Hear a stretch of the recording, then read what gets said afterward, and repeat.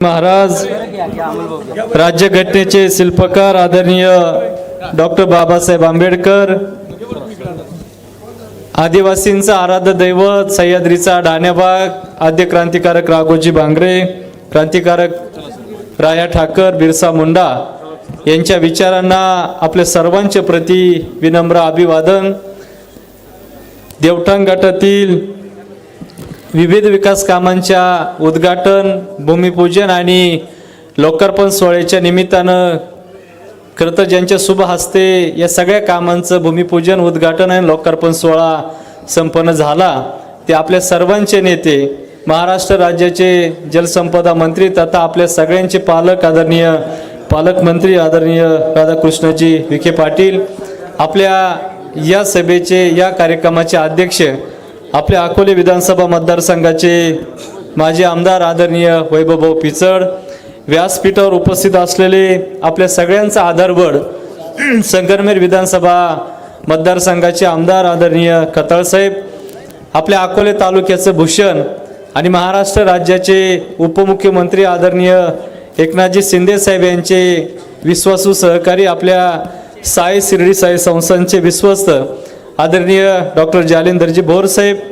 आपल्या शिवसेनेचे तालुका अध्यक्ष सुशांतभाऊ गजे, तालुका कार्याध्यक्ष जगनशेठ देशमुख, या विभागाचे आपले उपतालुका प्रमुख शिवाजीभाऊ पाटोळे, आनंदभाऊ गिरे, केशवभाऊ बोडके, अनेकांची खरं तर नावं आपल्या सर्वांना घेता येतील।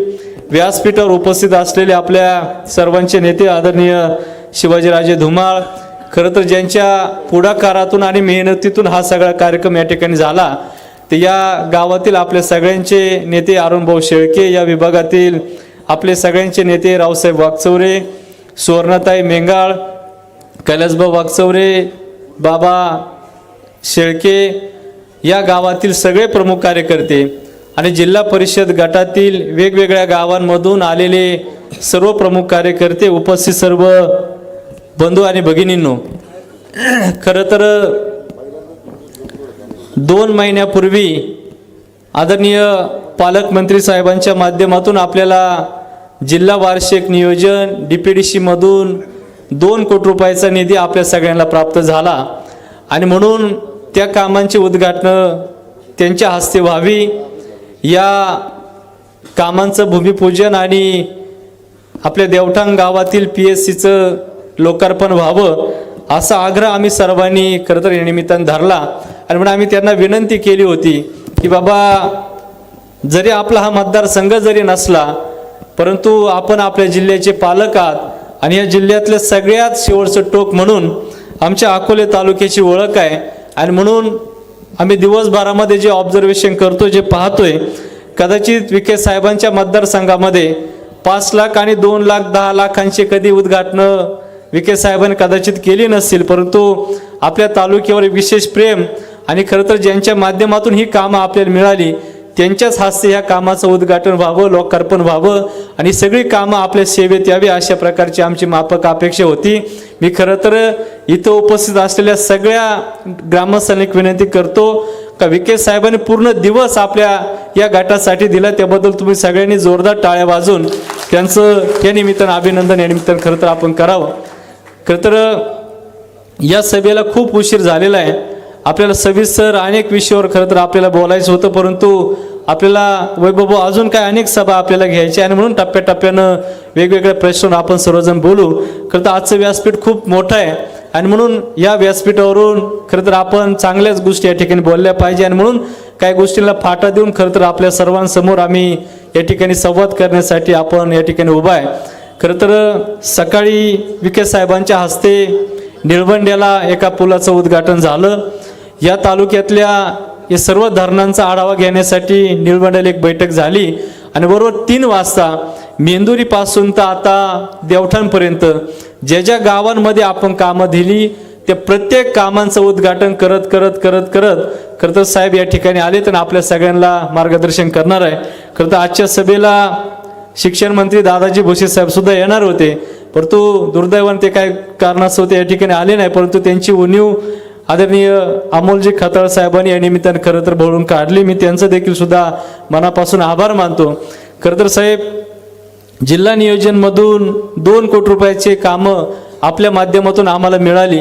हे 2 कोटीची कामं खरं तर आम्ही एकच काम सुचवलं असतं आणि 2 कोटी वैभव आपण एकाच कामात संपून टाकले असते, परंतु त्या 2 कोटींचं नियोजन व्यवस्थितपणाने केलं आणि जवळजवळ या जिल्हा परिषद देवठाण गटातील सगळ्या गावांना आपण न्याय देण्याचा प्रयत्न ह्या निमित्तानं मित्रांनो आपण केलेला आहे. आणि म्हणून काही ठिकाणी 5 लाख, काही ठिकाणी 2 लाख, काही ठिकाणी 10 लाख असे करत करत करत करत हे सगळे गावं बसवण्याचा प्रयत्न साहेब आम्ही ह्या निमित्तानं केलेला आहे. आणि म्हणून DPDCच्या 2-3 हेडमधून मग जनसुविधा असेल त्याच्यामध्ये आम्हाला 1 कोटी 2 लाख रुपयाचा निधी आपल्या माध्यमातून मिळाला.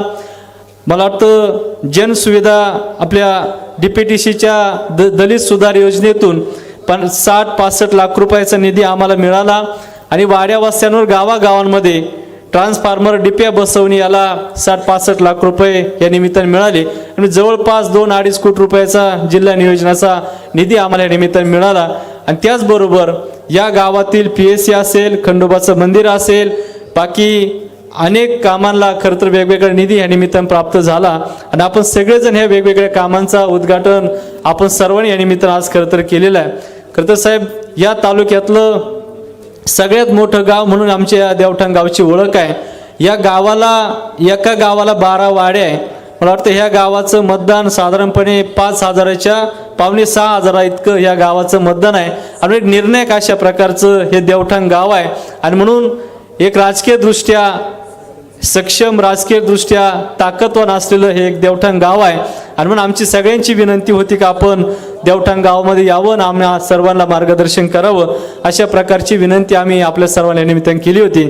खरं तर काल परवा नगरपालिका नगरपंचायतच्या निवडणुका झाल्या. त्याच्यानंतर आता महाराष्ट्रामध्ये महानगरपालिकेच्या निवडणुका या ठिकाणी लागलेल्या आहे. आणि त्याच्यानंतर आता जिल्हा परिषद आणि पंचायत समितीच्या निवडणुका या निमित्ताने या ठिकाणी होणार आहे.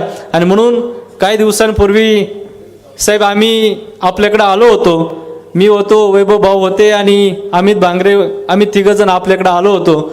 आमचे तिघांचे राजकीय पक्ष वेगवेगळे होते, राजकीय पक्ष वेगळे आहेत, आमच्यामध्ये मतभेद होते, परंतु आमच्यामध्ये कधी मनभेद नव्हते. आणि म्हणून आम्हा तिघांनाही आपण या ठिकाणी विनंती केली होती, आग्रह धरला होता का येणाऱ्या जिल्हा परिषद आणि पंचायत समितीच्या निवडणुकीच्या अनुषंगानं आपण सगळेजण एकत्र जर राहिला तर ह्या तालुक्यामध्ये एक चांगल्या प्रकारचा मेसेज आपल्या माध्यमातून या ठिकाणी जाईल. आणि म्हणून त्याची सुरुवात आम्ही राजूरपासून केली. वैभव भाऊंच्या नेतृत्वाखाली आणि अमित भांगरेंच्या नेतृत्वाखाली राजूरला काही दिवसापूर्वी आम्ही तिघांची एकत्र एक सभा झाली. आणि त्या सभेच्या माध्यमातून ह्या तालुक्यातल्या मायबाप जनतेला आम्ही तो सांगण्याचा प्रयत्न केला की ह्या तालुक्याच्या हितासाठी, या तालुक्याच्या एकीकरणासाठी आपल्याला सगळ्यांना एकत्र लावावं लागेल. आणि म्हणून शेवटी तालुक्याच्या हितापेक्षा, तालुक्याच्या एकीपेक्षा आणि तालुक्यातल्या महत्त्वाच्या कामांपेक्षा, विकासापेक्षा आपले मनभेद मला वाटतं फार काही मोठे नसावेत.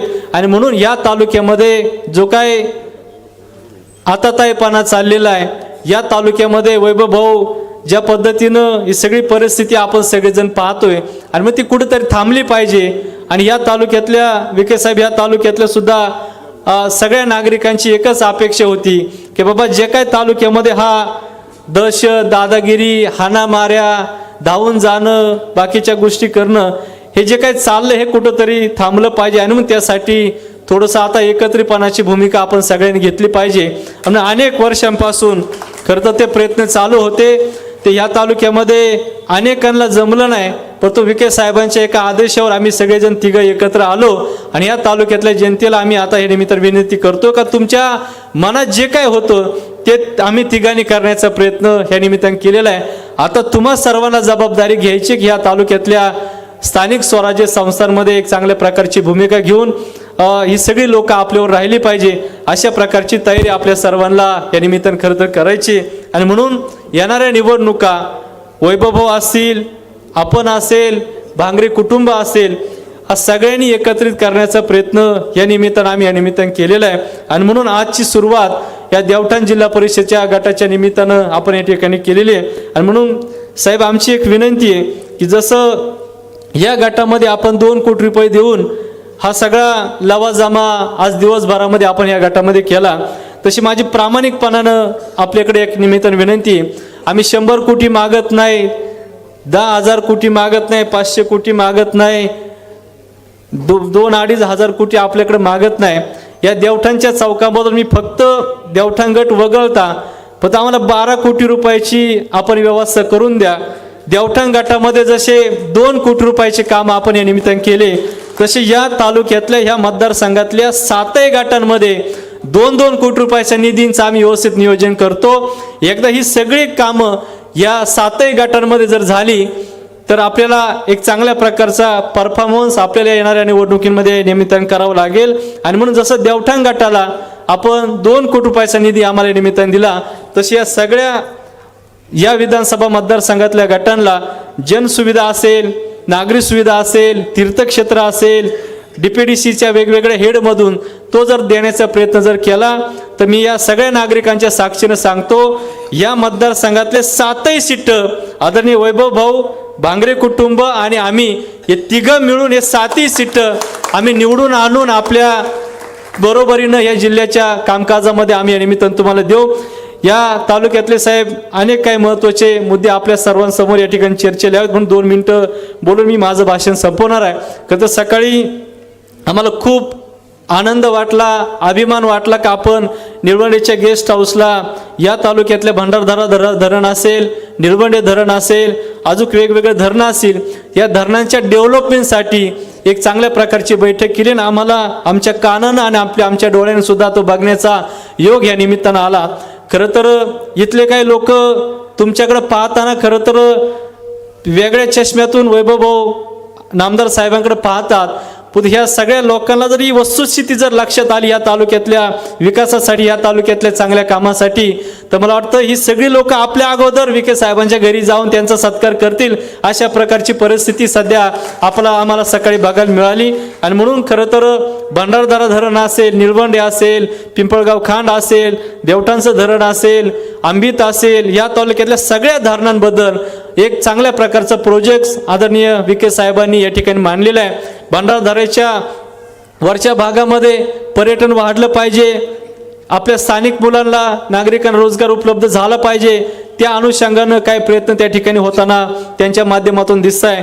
निळवंडे धरणाची तीच परिस्थिती आहे, ज्या भागामध्ये इरिगेशनच्या जागा आहे ते डेव्हलप करून आपल्या लोकांच्या सुखसुविधांसाठी, त्यांच्या सेवेसाठी आल्या पाहिजे, यासाठीचा खरं तर त्यांनी या निमित्तानं प्रयत्न केलेला आहे। आणि म्हणून साहेब इथून मागं आम्ही फार त्या काही गोष्टी आमच्या लक्षात आल्या नाही, पण तो सध्या जसं वैभव असेल, सुनीताताई, अमित भांगरे असेल आणि आम्ही असेल, जसं आम्ही आपल्या संपर्कात आलोय तसं या तालुक्यातल्या काही लोकांना सध्या झोपाच येते नाही, अशा प्रकारची परिस्थिती सध्या या निमित्तानं परिस्थिती निर्माण झालेली आहे। आणि मग रोज उठलं का काल परवापर्यंत म्हणायचे आमच्या तालुक्याचं पाणी विखे साहेबांनी पळावलं, आता त्याच्यानंतर म्हणतात या तालुक्यातली रेल्वे विखे पाटलांमुळे तिकडे गेली।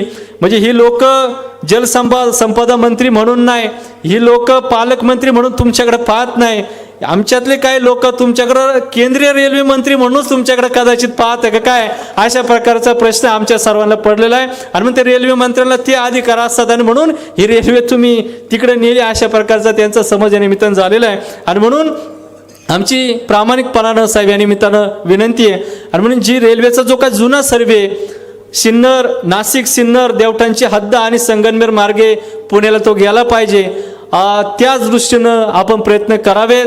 कारण ती रेल्वे जर सिन्नरवरून संगमनेर मार्गे जर पुण्याला जर गेली तर मी खात्रीशीर सांगतो ती रेल्वे भरून जाणार नाही, ती जर देवठाणमधून आली तरच ती रेल्वे भरून पुण्याला जाईल, अशा प्रकारची परिस्थिती या भागातले। कारण खताळ साहेब या भागातल्या लोकांना रोजगाराची गरज आहे, या भागातल्या लोकांना पुणे नाशिकला जायची गरज आहे, आणि म्हणून तुम्ही देखील सुद्धा मोठं मन करून थोडासा वळसा घालून, आमचा तालुका तशा अर्थानं गरीब आहे, आमच्या तालुक्यानं जिल्ह्यातले लोक मोठे केलेले, परंतु आमचा तालुका विखे साहेब हा गरीबच राहिलेला आहे। आणि मोठ्यांना कोणी पण देतं, थोडंसं बारीक तालुक्याला मोठं करण्याचा प्रयत्न आपण या निमित्तानं करावा। खरं तर पाण्याच्या प्रश्नावर खूप राजकारण इथून मागं आणि इथून पुढच्या काळामध्ये आपण सगळेजण पाहत आलेलो आहे, म्हणून त्याच्या 1-2 मिनिटं या निमित्तानं मी बोलण्याचा प्रयत्न करणार आहे। भंडारदरा धरण आपलं 11.39 TMची साहेब आमच्या या धरणाची पाणी साठा आहे आणि म्हणून सातत्यानं आरोप होतो आमच्या भंडारदऱ्याचं पाण्याचा वापर खालच्या भागात जातो, खालच्या भागात होतो आणि म्हणून या भंडारदरा धरणाचा पाण्याचा वाटा आमच्या तालुक्यासाठी, अकोले तालुक्यासाठी 18% तो पाणी साठा राहिलेला आहे. संगमनेरसाठी 20%, राहता श्रीरामपूरसाठी 42%, राहुरीसाठी 17% आणि नेवासासाठी 3% अशा प्रकारचं वाटप या भंडारदरा धरणाचं या निमित्तानं झालेलं आहे. साहेब अकोला जर सोडला या सगळ्या तालुक्यांनी पुरेपूर या भंडारदरा धरणाचा पाण्याचा वापर केलेला आहे आणि आमच्या भंडारदरा धरणाचं, निळवंडे धरणाचं पाण्याचं जे काय आमच्या हक्काचं पाणी आहे त्याचा वापर आम्हाला होत नाही आणि म्हणून तो का होत नाही का भंडारदऱ्याच्या आजूबाजूला जी लोक राहतात, निळवंडे धरणाच्या आजूबाजूला जी लोक राहतात ती सगळी गोरगरीब आमची लोक आहे, त्यांना ते पाणी उचलता येत नाही. पैसे खर्च करून मोटारी टाकून ते पाणी आमच्या शेतामध्ये नेता येत नाही म्हणून त्या पाण्याचा वापर मित्रांनो आपल्याला होताना दिसत नाही. या बाकीच्या तालुक्यांना जे वाटप झालेलं आहे बिगार मोटरीचं आणि बिगार लाईटीचं ते पाणी खाली निघून जातं म्हणून त्या पाण्याचा पुरेपूर वापर होतो आणि म्हणून साहेब आमची एक विनंती आहे, जलसंपदा खाता आपल्याकडे आम्ही सकाळी बसून जो अभ्यास केला कदाचित आमच्या माहितीप्रमाणे तो 100 कोटीच्या पुढे इतका खर्च होईल या धरणांच्या विकासासाठी, इतका तो सगळा आम्ही तो बैठकीमध्ये तो अंदाज केला आणि म्हणून आमची एक विनंती आहे की आमच्या शेतकऱ्यांसाठी पिण्यासाठी पाणी आणि शेतीसाठी पाणी खर्चातून साहेब आमची एक पिढी जर गेली तरी आम्हाला ते करता येणार नाही आणि म्हणून आपल्या विभागामार्फत जर आमच्या आदिवासी बांधवांसाठी या खालच्या भागातल्या लोकांसाठी शेतीसाठी मोफत पाणी आणि पिण्यासाठी मोफत पाणी जर देण्याचा प्रयत्न जर केला तर हे जे काही आरोप खालच्या भागातल्या लोकांवर होतात ते मला वाटतं होणार नाही आणि मग त्या अँगलनं त्या दृष्टीनं आपण या निमित्तानं प्रयत्न करावे. मगाशी अरुण भाऊनी सांगितलं बिबट्यांचा वावर साहेब खूप आहे. या काही दिवसांपूर्वी ह्याच गावामध्ये 3 वर्षाचं आमचं लेकरू बिबट्यानं खाल्लं, त्याच्या अगोदर अनेक नागरिकांवर बिबट्याने हल्ले केले. हे सगळं गाव एकत्र जमलं, आंदोलन केलं आणि वन विभागाला 11 बिबटे पकडण्यामध्ये यश या निमित्ताने या ठिकाणी आलं. पण ते बिबटे जेव्हा साहेब आम्ही पकडले या ग्रामस्थांची एकच मागणी होती की या देवठाण गावातले जोपर्यंत सगळे बिबटे जेरबंद होत नाही तोपर्यंत 11 बिबटे या गावाच्या बाहेर घेऊन जायचे नाही. परंतु साहेब वन विभागाच्या अधिकाऱ्यांच्या आताताईपणामुळं ते बिबटे कुठं घेऊन गेले या लोकांना काहीच सांगितलेलं नाही आणि म्हणून आमची एक या निमित्तानं विनंती आहे की ते सगळे बिबटे नरभक्ष बिबटे होते आणि त्या बिबट्याने आमच्या लोकांना हल्ला केला, आमच्या अनेक लोकांचा बळी गेलेला आहे. ते बिबटे जिथं कुठं असतील ऑन दी स्पॉट त्यांना शूट करा अशा प्रकारचे आदेश प्रशासनाला तुम्ही त्यांना द्यावे अशा प्रकारची आमच्या या निमित्तानं विनंती आहे. म्हणून आपला अधिकचा वेळ न घेता अनेक सभांमध्ये आपल्याला पुढे बोलायचंय आणि म्हणून जशी सुरुवात आपण जिल्हा परिषद देवठाण गटामधून केली तशी साहेब आमची विनंती आहे हे 7ही गट आपल्या विचाराबरोबर आम्ही उभे ठेवू, 7ही गट निवडून येतील अशा प्रकारची तयारी आम्ही सगळेजण करू. फक्त जसं देवठाण गटामध्ये आपण विकास कामांसाठी आम्हाला पैसा दिला तसं या 7ही गटांमध्ये 2-2 जरी कोटी रुपये जर तुम्ही दिले तरी आम्ही चांगल्या पद्धतीचं नियोजन करून ही सगळी लोक आपल्यावर ठेवण्याचा प्रयत्न हे निमित्तानं करू आणि म्हणून लोकांना फार काही साहेब लागत नाही, काम आलं तर सगळे लोक आपल्यावर राहतील आणि म्हणून देवठाण गटातल्या लोकांना हे निमित्ताने एक विनंती करतो का विकास कामांच्या माध्यमातून तुम्हा सर्वांना न्याय देण्याचा प्रयत्न हे आम्ही सर्वजण करणार आहे आणि म्हणून आतापर्यंत जी काही कामं दिली, जी कामं राहिलेली आहे ती देखील सुद्धा पुढच्या टप्प्यामध्ये तो देण्याचा प्रयत्न आम्ही या निमित्ताने करणार आहे आणि मग ते करण्यासाठी ती करण्याची संधी देण्यासाठी तुम्ही सगळेजण आमच्याबरोबर विश्वासानं सोबत राहा अशा प्रकारचं आव्हान, अशा प्रकारची विनंती आपल्या सर्वांना करतो. अत्यंत थंडीचे दिवस असताना देखील सुद्धा प्रचंड मोठ्या संख्येने आपण सगळेजण या ठिकाणी उपस्थित राहिलात त्याबद्दल तुमचं सगळ्यांचं मी मनापासून आभार मानतो आणि आपल्या सगळ्यांची रजा घेतो. धन्यवाद. जय हिंद, जय महाराष्ट्र.